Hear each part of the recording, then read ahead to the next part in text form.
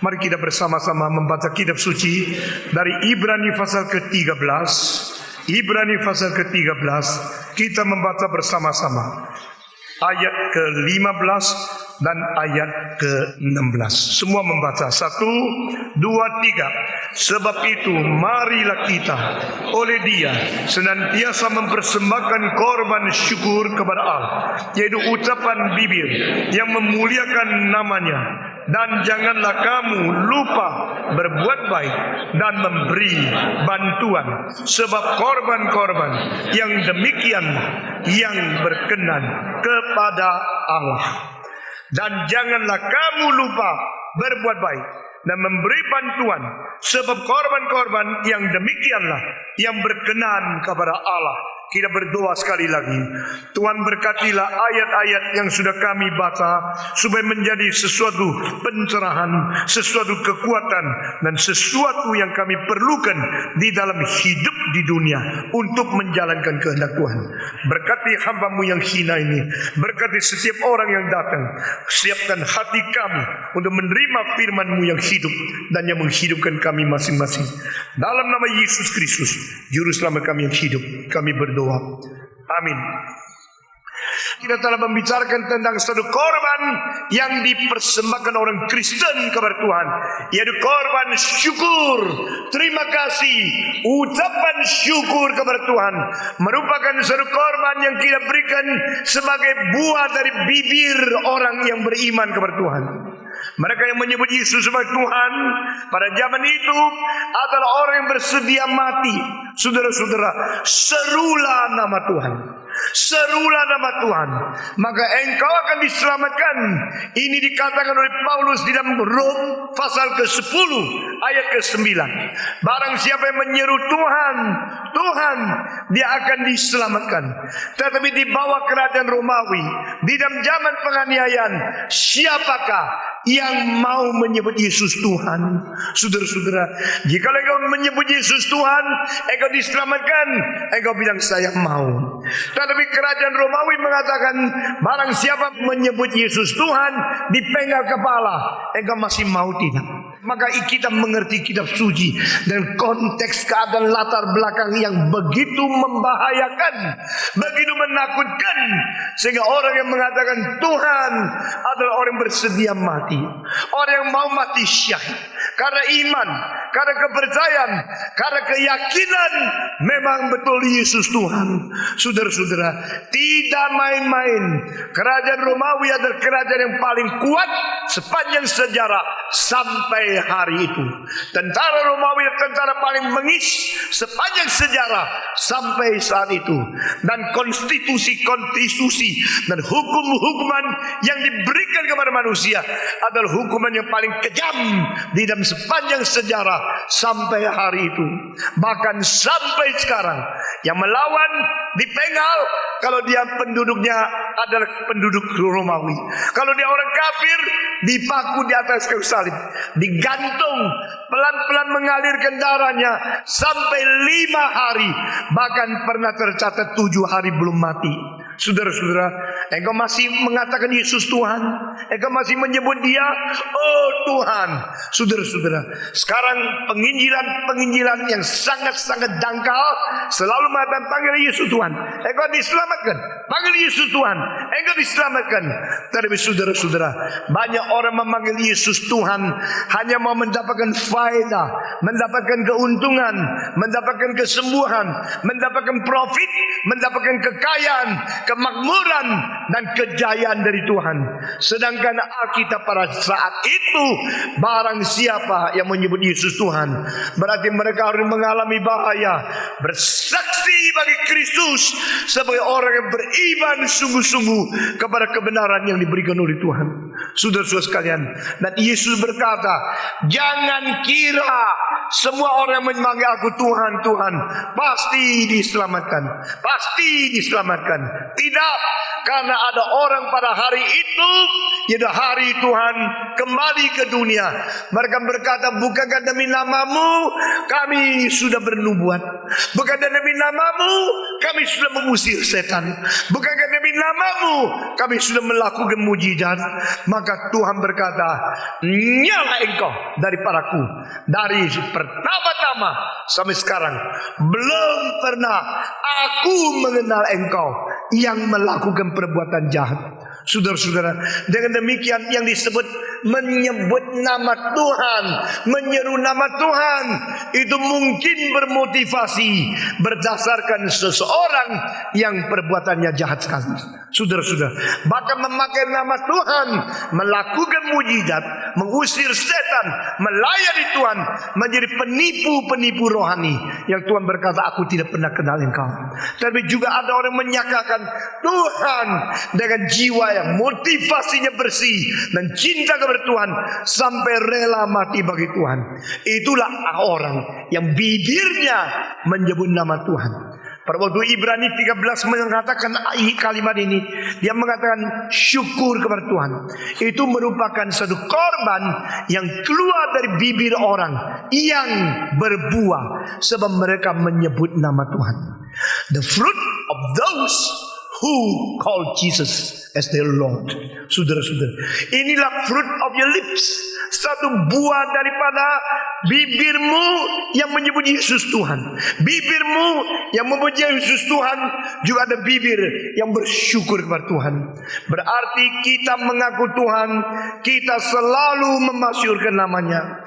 Kalau kita mengaku Tuhan dengan bibir ini, kita mempermalukan nama Tuhan dengan bibir ini juga, maka kita adalah orang seperti apa yang dikatakan oleh Yakobus, dari satu sumber keluar dua macam air, air yang manis dan air yang pahit sekaligus.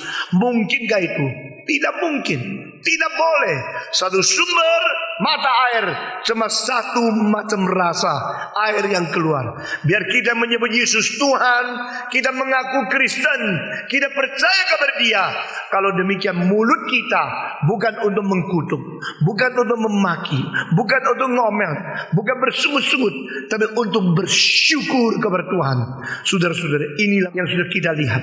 Dan jangan lupa ini meneruskan daripada ayat ke-12, 13, 14, menderita beserta Kristus. Orang Kristen yang sejati adalah orang Kristen yang sudah menderita, dan menderita bukan karena perbuatan dosa, menderita bersama dengan Kristus. Sesudah menderita tetap bersyukur kepada Tuhan.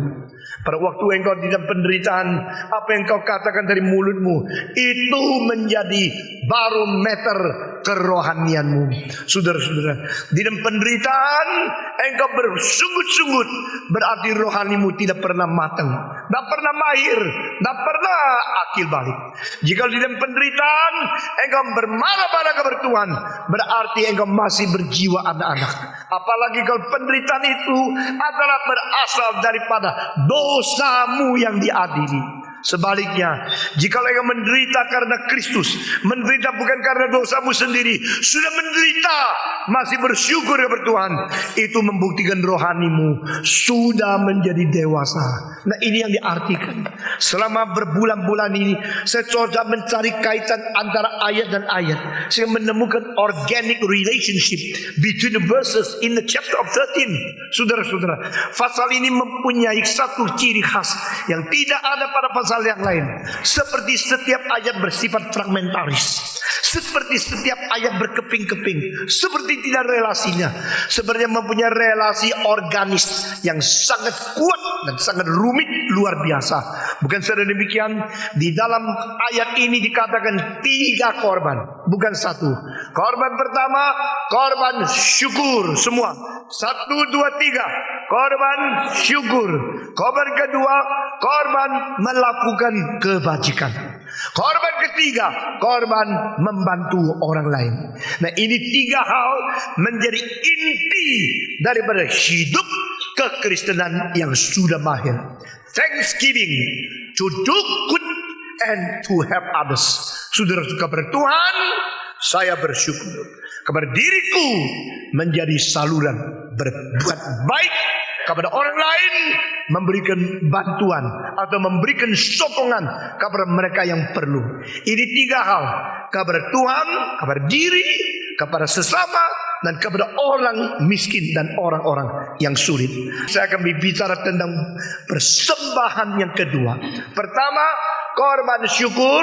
Kita sudah selesai membicarakan, kita bicara tentang korban perbuatan baik. Janganlah lupa melakukan kebaikan. Saudara-saudara, engkau persembahkan korban syukur kepada Allah, yaitu ucapan bibir yang memuliakan namanya. Terjemahan lain, yaitu buah dari bibir orang yang menyebut Yesus sebagai Tuhan. Lalu janganlah kamu lupa berbuat baik. Nah, saudara-saudara, berbuat baik ini merupakan inti paling penting daripada agama-agama. To do good is the most important essence of all religion. Maka orang tangkapnya biasanya semua agama itu baik, dan semua agama itu mengajar dan menuntut supaya orang yang mengikut agama itu berbuat baik. Sehingga ini adalah satu hal yang harus kita terima sebagai konsensus agamawan. Orang-orang beragama mengetahui harus berbuat baik. Maka mereka mengatakan religion lies in walk more than lies in talk. Agama bukan terletak kepada kalimat, tapi terletak kepada kelakuan. Kalau engkau ngomongnya muluk-muluk, kerjanya jelek-jelek. Engkau ngomongnya tinggi-tinggi, perbuatannya rendah-rendah. Engkau ngomongnya sangat agung dan mulia, tapi kelakuannya sangat remeh dan hina. Maka engkau belum pernah mengenal agama. Religion lies in walk more than lies in talk. Kita harus melakukan baik, tetapi hari ini justru jam ini kita membahas istilah baik. Hanya istilah ini. Ini buah kedua yang harus kita sajikan. Kita jangan lupa berbuat baik. Nah, saudara-saudara, apakah semua agama baik? Jawaban umum, iya. Apakah semua agama mengajar baik? Jawaban umum, iya. Apakah semua yang beragama menuntut supaya yang mengikuti agama itu harus melakukan baik? Jawaban umum, iya. Jadi ini ada tiga hal. Agama itu baik, agama mengajar baik, agama menuntut supaya orang yang percaya harus melakukan perbuatan baik. Ini adalah hal yang umum. Tetapi yang paling sulit dan paling dasar adalah satu inti yang belum diselesaikan, yaitu apa itu baik? What is good? Agama baik tidak? Baik. Agama mengajar baik? Baik. Agama menuntut kita melakukan baik? Iya. Baik? Baik. Harus baik? Harus. Melakukan baik? Baik. Apa itu baik? Apa itu baik? Ya, ini tergantung. Jadi di sini agama tetap merupakan sesuatu yang belum ada standar dan sasaran yang mutlak. Ini kelemahannya. Saudara-saudara, kita mempunyai kekekalan. Kita dicipta Tuhan menurut peta teladan Tuhan Allah. Maka kita dibubuhi satu zat kekekalan, sehingga setelah mati tidak selesai. Tapi kekekalan semua mengaku ada. Kekekalan hilang arah. Kedua, kebaikan hilang standar. Semua kekekalan hilang arah. Kebaikan hilang standar. Jadi apa itu baik? Yang dianggap baik oleh agama ini dianggap tidak baik oleh agama yang lain. Betul? Yang dianggap tidak baik oleh agama yang lain dianggap sangat baik untuk agama yang ketiga. Sehingga semua mengajar baik, tapi semua tidak sepakat apa itu baik. Ada agama mengatakan tidak nikah lebih baik. Orang kalau nikah itu tidak suci. Engkau jaga keperawanmu sampai mati, engkau paling suci di dunia.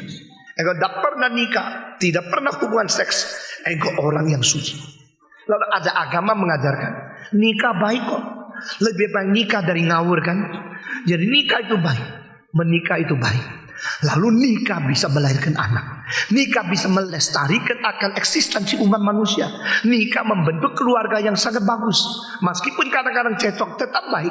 Lebih baik cekcok dengan nyonya daripada diam-diam sendiri bunuh diri. Saudara-saudara, dan nikah itu baik. Lalu agama lain mengatakan nikah baik, nikah 4 juga baik, nikah 2, 3, 4 tetap baik. Jadi yang disebut baik itu apa? Agama ini lain, agama itu lain. Sama-sama mengaku agama baik, tapi sama-sama tidak setuju apakah standar baik. Sehingga baik itu ada tidak. Baik ada pada subjektivitas pribadi. Dan baik ada pada standar masing-masing yang tidak ada konsensus. Baik ada secara tidak universal. Saudara-saudara, keagungan dari para klasik filsafat Greka yang diwakili oleh 3 orang, Socrates, Plato, Aristoteles. Keagungan ketiga orang ini, mereka berusaha seumur hidup mencari yang disebut universal, yaitu konsensus yang bisa diterima oleh semua bangsa, bisa diterima oleh semua zaman, melampaui keterbatasan ruang dan tempat. Nah, saudara-saudara, jika ada sesuatu yang dianggap benar, benar di sini juga benar di sana. Dianggap baik di Indonesia juga di India. Yang baik di India juga dianggap baik di Beijing. Yang dianggap Beijing baik juga dianggap baik oleh Washington. Itu namanya melampaui ruang. Dan kalau zaman ini baik, 200 tahun kemudian tetap dianggap baik, itu namanya melampaui tempat, melampaui waktu. Kalau transcends time, transcends space, itu namanya universal truth. Saudara-saudara, tetapi pernahkah ada kebenaran yang melampaui semua waktu, semua zaman, semua sejarah, semua suku, semua bangsa, semua benua, semua negara, semua daerah, tetap diakui seluruhnya yang mutlak itu universal? Ada tidak? Saudara-saudara, setiap agama membenarkan diri. Yang saya anggap benar ini benar, yang kau tidak benar. Sampai abad ke-20, 21 masih ada orang yang bunuh banyak orang bisa masuk surga. Masih ada konsep agama seperti ini. Mengkorbankan diri tanpa kasih seperti gong yang berbunyi. Engkau mengkorbankan diri itu bukan agung. Karena pengorbanan kalau bermotivasi membunuh lebih banyak orang, itu adalah kejahatan yang luar biasa. Saudara-saudara, Paulus sudah tulis di dalam Korintus pasal ke-13, jikalau aku rela mengorbankan diri untuk dibakar habis, tapi tidak ada kasihnya, itu tidak ada gunanya. Orang-orang yang suicide bomber, mereka membunuh diri, mereka mengorbankan diri, agung, hebat. Tidak, karena mereka bermotivasi membunuh lebih banyak. Itu semangat dan keberanian berlainan dengan semangat dan kasih yang ada di Alkitab. Saudara-saudara, agama baik, agama mempunyai motivasi baik. Agama baik, agama mempunyai sasaran baik. Agama baik, agama mempunyai pengajaran baik. Agama mengakibatkan semua kebaikan yang sungguh-sungguh. Tidak.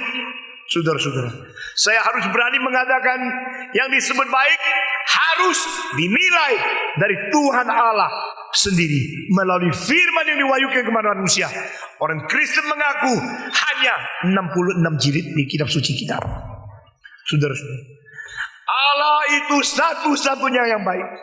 Yesus Kristus satu-satunya utusan untuk menyatakan apa itu baik di dalam hidup.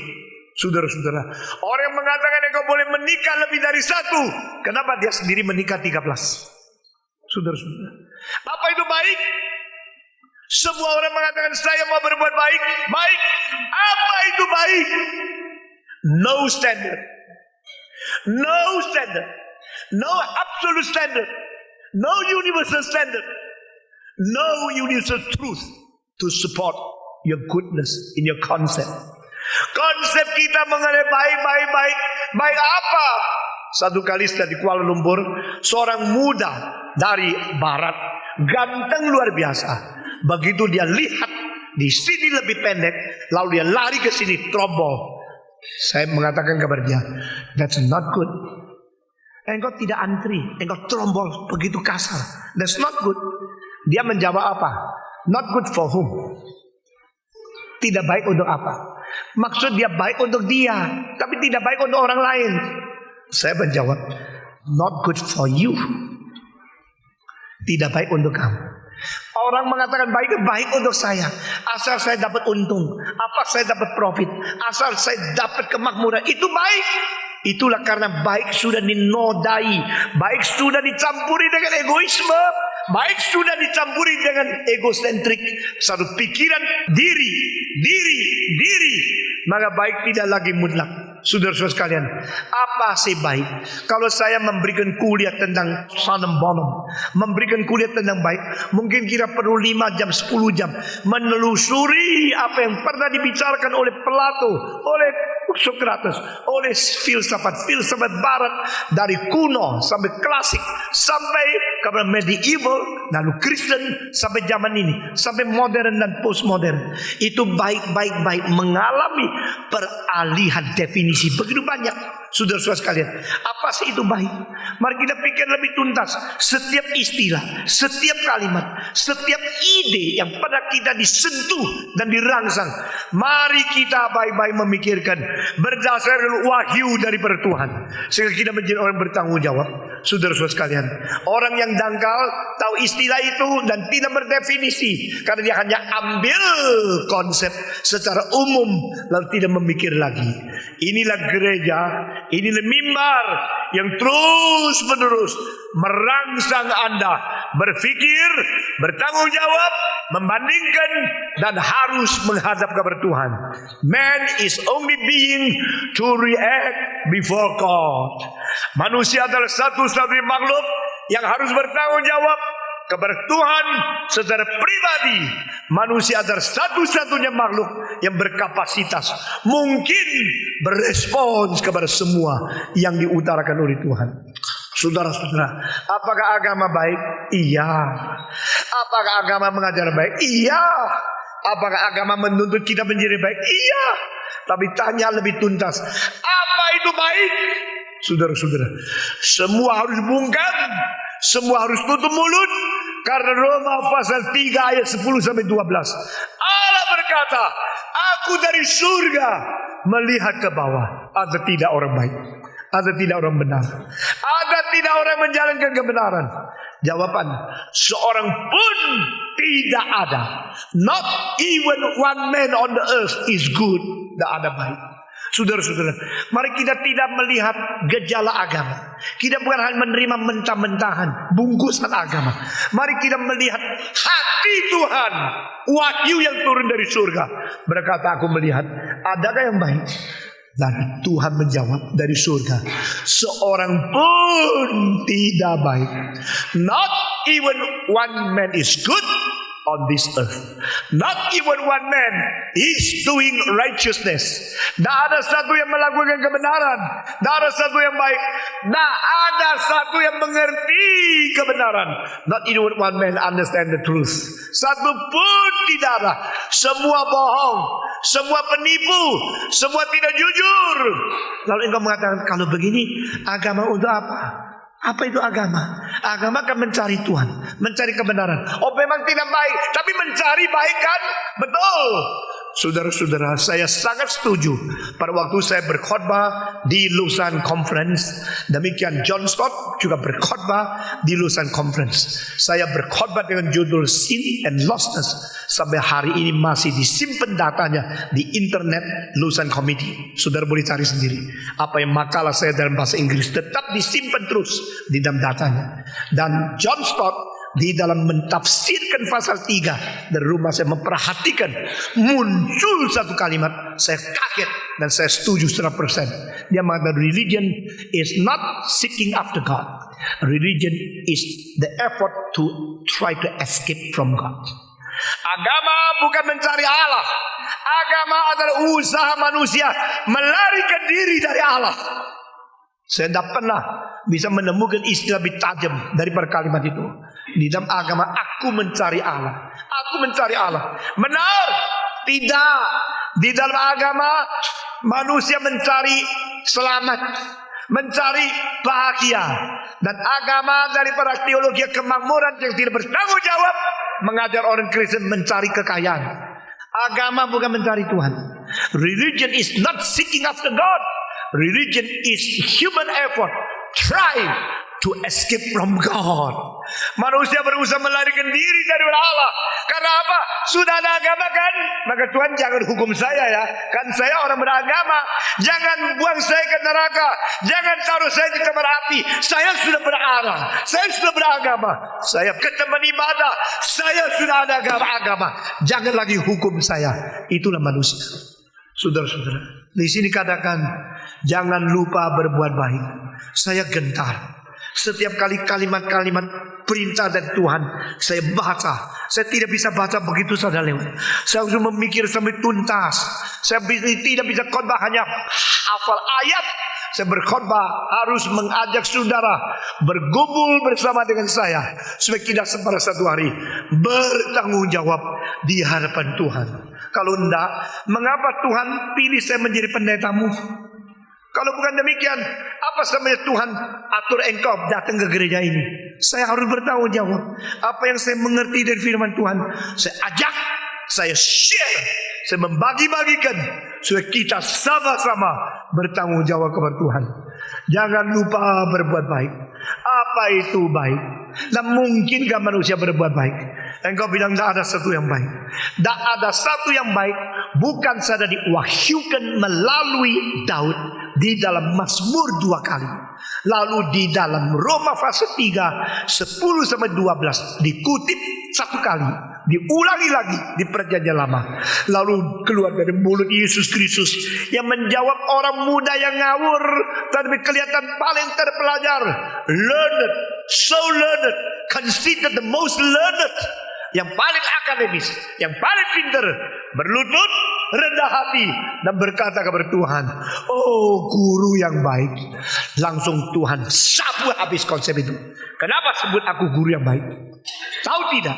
Yang baik hanya satu, yaitu Tuhan Allah. Nah saudara-saudara, orang-orang saksi Yehova mentafsirkan ayat itu sangat-sangat menyeleweng. Siapa berkata, bukankah ini buktinya Tuhan Yesus tidak mengaku dia baik? Kurang ajar banget.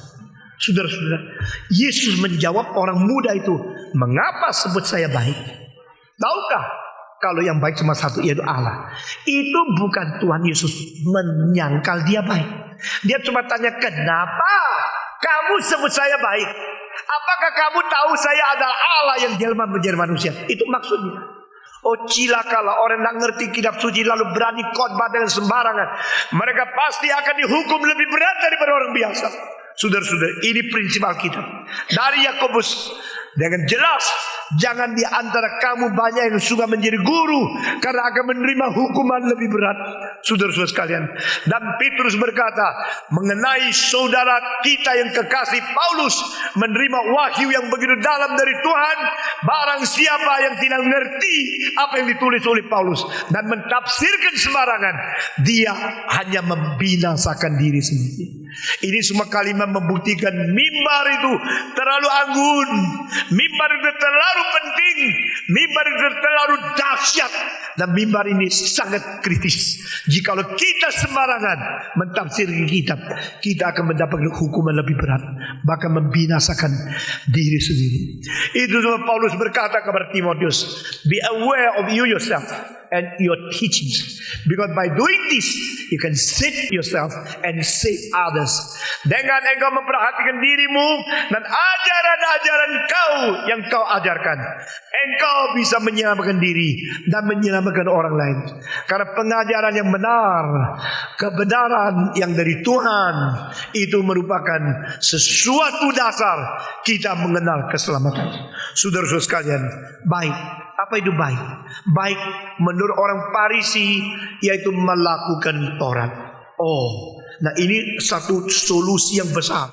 Saya akan mengkupas istilah ayat ini atau kalimat ini dengan sangat teliti. Saudara, what is doing good? Doing good is to obey God and walk in His commandments. His commandments. Apa itu? Taurat kan? Allah memberikan Taurat. Lalu saya menjalankan Taurat. Itu berbuat baik. Betul tidak? Saya tanya, Allah memberikan Taurat, saya melakukan Taurat, itu namanya berbuat baik. Betul tidak? Betul ya? Betul ya? Tunggu dulu. Saudara diajak untuk memikir. Inilah filsafatnya Farisi yang dilawan oleh Yesus Kristus. Kenapa Allah memberikan Taurat? Nah, sekarang masuk ke dalam tema yang penting. Why God give human beings commandment? Kenapa diberikan Taurat? Kenapa diberikan 10 hukum? Diberikan 10 hukum. Orang Farisi mengatakan supaya kita mengetahui bagaimana hidup. Jangan bunuh, jangan tipu, jangan curi, jangan berzina, jangan. Nah, adanya Taurat ini patokan, ini standar supaya saya berjalan di dalam sesuatu yang ditetapkan Allah, supaya saya berbuat baik, supaya saya jalannya beres, hidup saya baik, diperkenan oleh Allah. Ini adalah versi dari Farisi. Saudara-saudara, bagaimana dengan Kristen? Seluruh Protestan, seluruh Katolik, seluruh Kristen mengetahui kitab suci Perjanjian Baru mengatakan tidak pernah ada satu orang bisa melakukan Taurat. Nah, saudara, tetap melakukan harus, bisa nggak? Tidak bisa. Tidak bisa, kenapa lakukan? Nah, ini sulit. Saudara-saudara, setiap istilah itu mengandung kesulitan yang bukan main dalamnya. Hari ini saya minta saudara pikir dengan tuntas baik-baik. Setiap khotbah di GRI harap menjadi kuliah teologi yang bikin setiap orang ikut kebaktian mengerti inti yang paling penting. Saya karena tidak percaya teologi hanya boleh dimonopoli oleh orang-orang seminari, oleh orang-orang mahasiswa sekolah teologi. Teologi yaitu pengenalan tentang Tuhan, itu adalah hak yang dimiliki bersama oleh setiap orang Kristen, bukan hanya dimonopoli oleh teolog. Itu sebab kita pakai mimbar ini menjadi tempat kuliah umum bagi orang yang mau mengerti firman Tuhan. Saudara-saudara sekalian, orang Farisi mengatakan, itulah Tuhan kasih Taurat, saya melakukan. Kalau saya bisa melakukan semua, saya diselamatkan. Karena inilah tujuan Tuhan memberikan Taurat. Tapi saudara-saudara, betulkah ada orang bisa melakukan Taurat? Tidak ada. Kalau tidak pernah ada, tidak mungkin ada. Dan tidak ada orang mungkin melakukan Taurat. Mengapa Tuhan memberikan Taurat? Oh, ini menjadi lebih runcing lagi kita masuk ke dalam. Why God gave His commandment? Tuhan tahu tidak? Tidak ada orang bisa menjalankan. Tahu tidak? Jawab. Tuhan tahu tidak? Tahu. Tuhan tahu. Tidak ada orang mungkin menjalankan. Kalau sudah tahu tidak ada orang mungkin, kenapa tetap kasih Taurat? Untuk mempermainkan manusia. Nah, ini sesuatu versi dari ateis. Allah mempermainkan manusia, bikin manusia, lalu kasih ular supaya diganggu, sudah ganggu supaya diusir, suruh manusia tunggu Yesus mati-matian harus bertobat. Itu permainan Tuhan Allah, bikin repot kamu. Lalu kasih Taurat, sudah kasih Taurat, tahu kamu tidak bisa jalankan, lalu engkau mati-matian ketinggalan, tidak bisa jalankan Taurat, susah, dia senang. Itu versi ateis. Versi ateis, versi musuh Kristen membuat segala kesulitan untuk kita makin bingung. Nah, saudara-saudara, engkau bilang saya tidak pernah bingung kok. Sudah dengar khotbah Stephen Tong baru bingung. Saudara-saudara, engkau tidak pernah bingung, itu yang bikin saya bingung. Kok ada orang tidak pernah bingung itu? Kendeng terus, dia pelang, sama sekali tidak mikir. Sampai besok, sampai di hadapan Tuhan baru tahu engkau seumur hidup buang waktu untuk hal-hal yang tidak perlu. Tentang kebenaran tidak pernah pikir baik-baik. Saudara-saudara sekalian, Tuhan memberikan Taurat untuk kita melakukan? Tidak. Kenapa tidak? Karena Alkitab membuktikan tidak ada orang bisa melakukan. Tuhan memberikan Taurat untuk mempermainkan manusia? Tidak. Karena Tuhan tidak pernah mempunyai motivasi yang jelek. Di dalam Yeremia ada satu ayat. Hai Israel, segala sesuatu yang aku berbuat bagimu berniat yang baik. All things done by God is from His goodwill. Allah tidak pernah mempunyai niat yang jelek, tidak pernah mempunyai motivasi yang jelek untuk melakukan apapun. Sehingga no way to conclude God is a source, no, the cause of evil.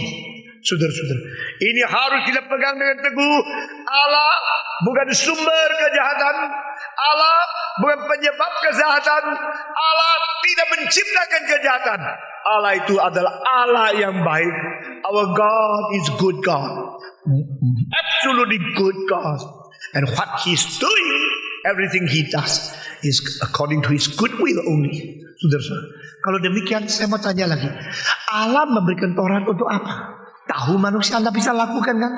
Tahu tidak adakah orang yang sanggup kan?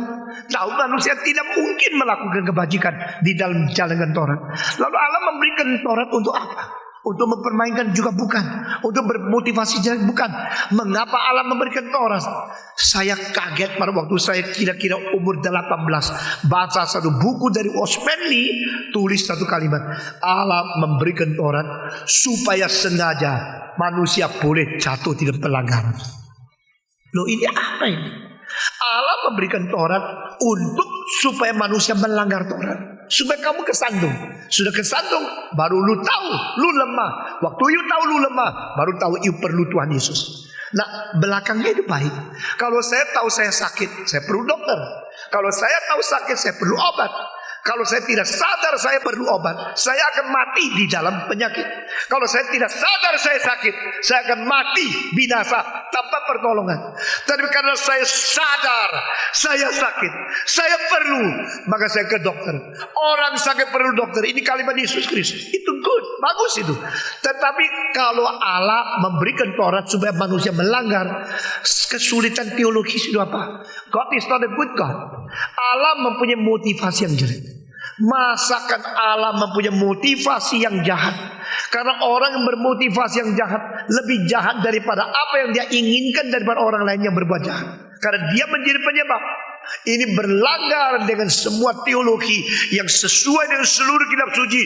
No way to make conclusion. No way to say God is the source or the cause of evil. Allah tak mungkin. Saudara-saudara, dengan demikian Watchmeni saya tolak, Farisi saya tolak, ateis saya tolak. Lalu saya mau cari Tuhan. Sebenarnya apa sebabnya? Mengapa engkau memberikan Taurat? Saudara-saudara, Paulus dan Petrus dua-dua pemimpin rasul yang paling penting mengaku tidak ada orang menjalankan Taurat.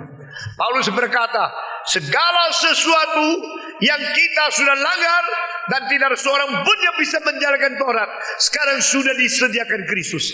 Ini Paulus. Petrus mengatakan, dari nenek moyang kita sampai kita tidak ada seorang yang bisa menanggung daripada Musa, yaitu Taurat. Jadi baik Petrus maupun Paulus, dua-dua mengaku tak pernah ada orang mungkin bisa melakukan Taurat. Orang Farisi tidak mengaku. Orang Farisi tetap mengatakan kita bisa jalankan Taurat, laksanakan Taurat.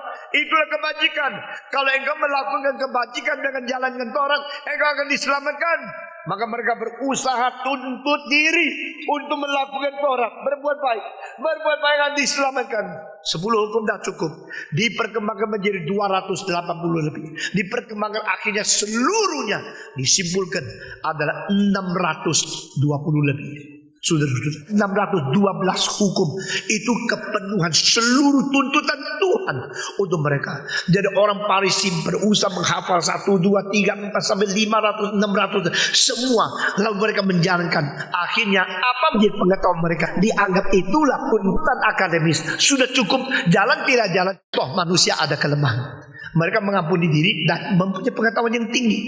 Orang-orang Farisi seperti apa yang dikatakan Alkitab, ayat-ayat dari Taurat diikat di tangannya, ditaruh dengan kotak yang berada di kepalanya, taruh di kakinya.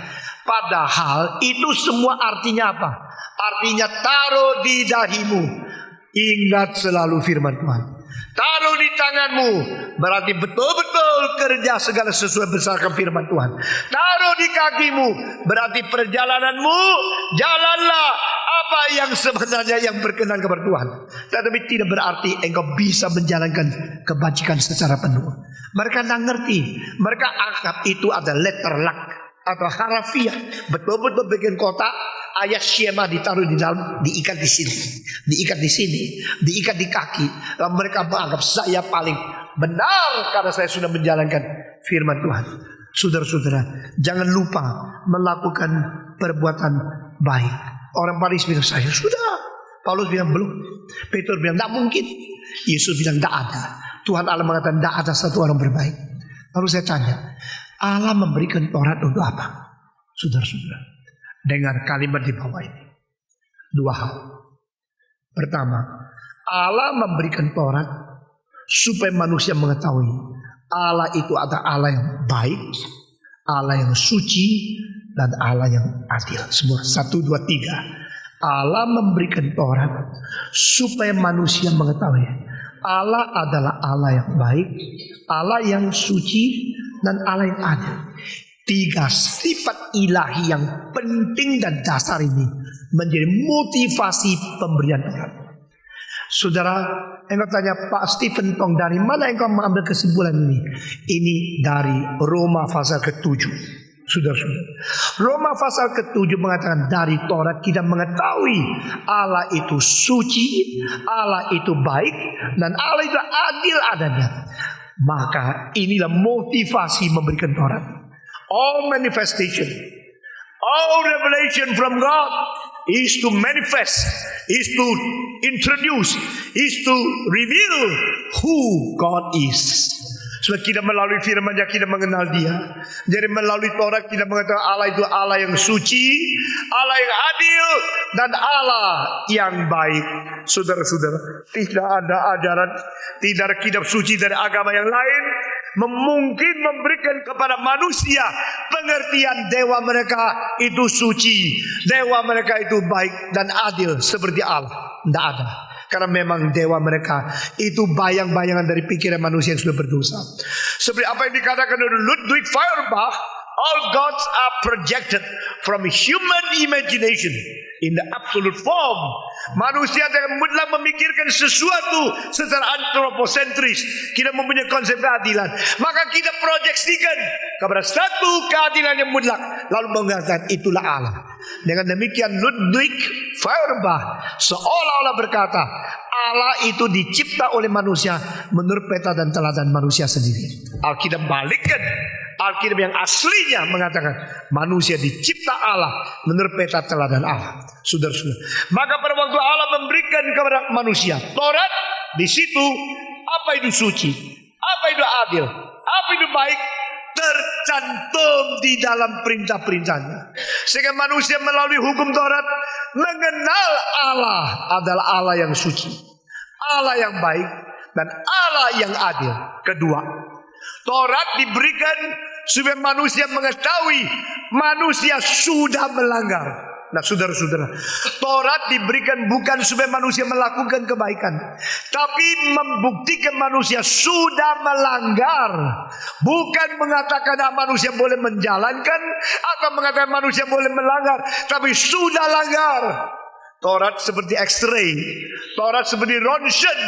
Taurat menjadi satu pencerahan untuk menggugah kepada manusia who you are.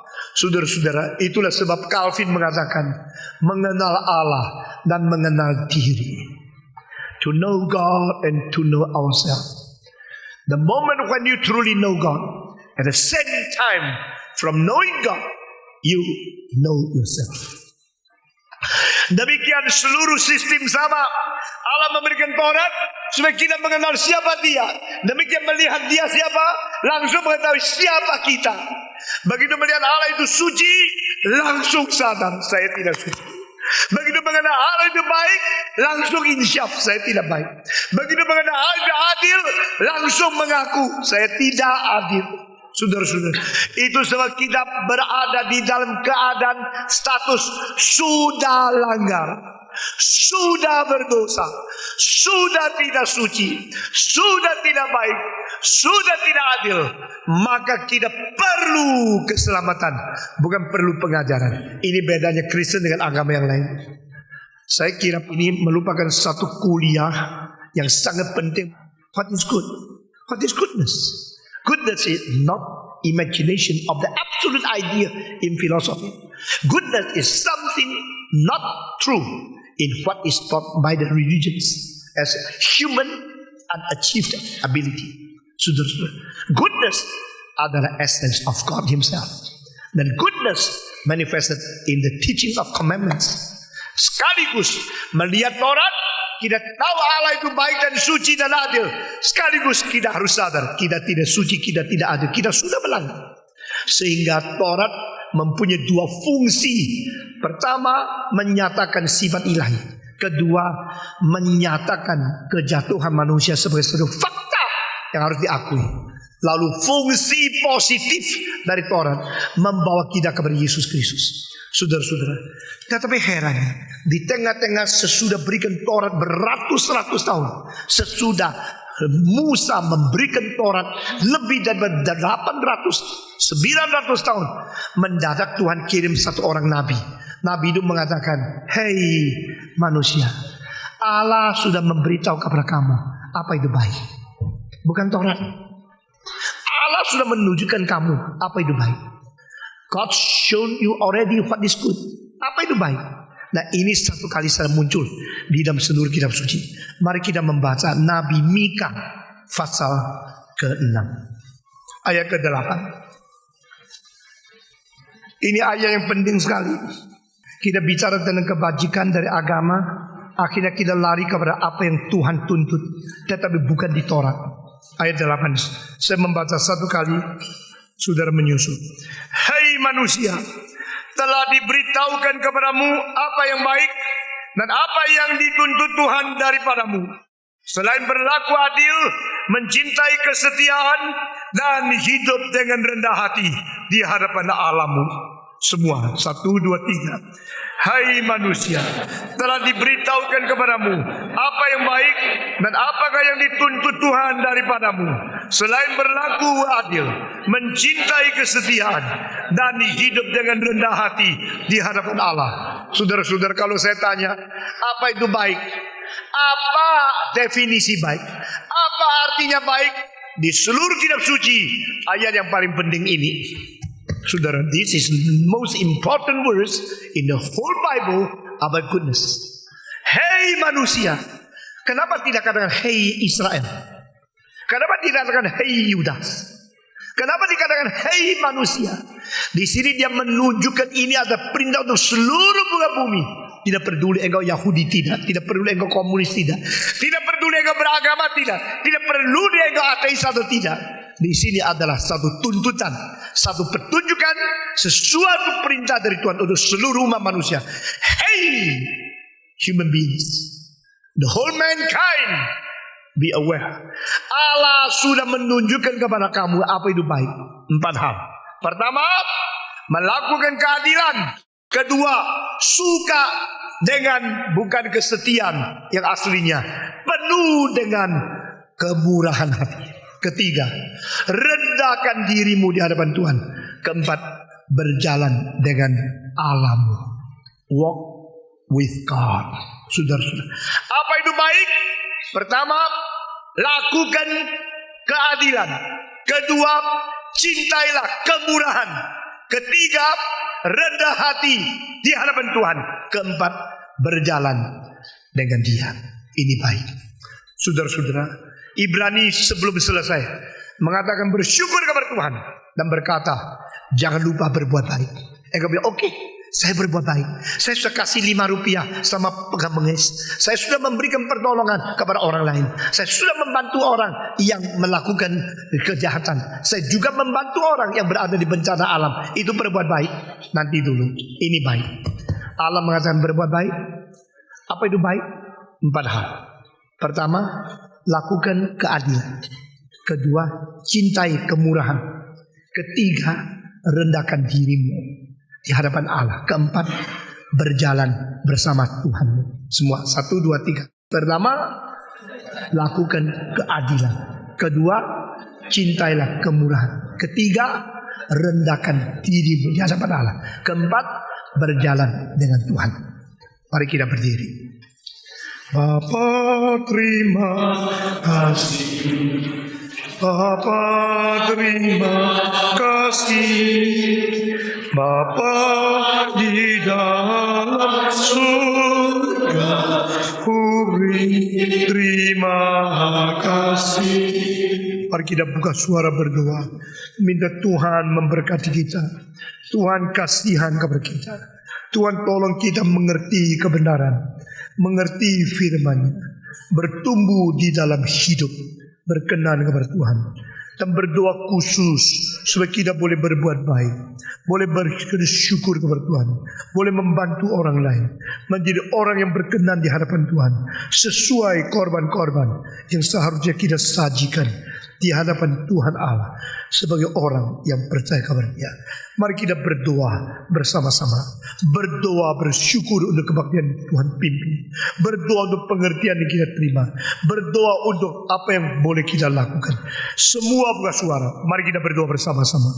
Bapa di dalam surga, kami berterima kasih untuk segala sesuatu yang sudah Tuhan ajarkan kepada kami, yang sudah Tuhan beritahu kepada kami, agar Tuhan memberikan pencerahan di hati kami, sehingga kami boleh menjadi orang Kristen yang bertanggung jawab, orang Kristen yang bereaksi kepada Tuhan, orang Kristen yang mengerti segala rencana dan firman Tuhan. Dengar doa kami Tuhan.